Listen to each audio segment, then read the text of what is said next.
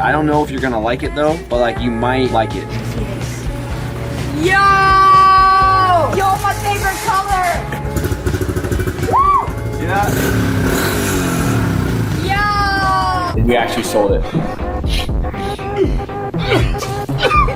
So I told Nate if he wants another dirt bike, he could sell some of my random junk. That's not junk, it's actually worth a lot of money, but like, you know, it's just random shit that I don't know what to do with. And we'll get him a new dirt bike with the money. So if he wants to take up that offer, he's up to it. But I say that's a pretty good deal right there. I wish I had a friend that said, if you sell my stuff, you can have the money and then buy a new car with it. I would be like, what? Are you crazy?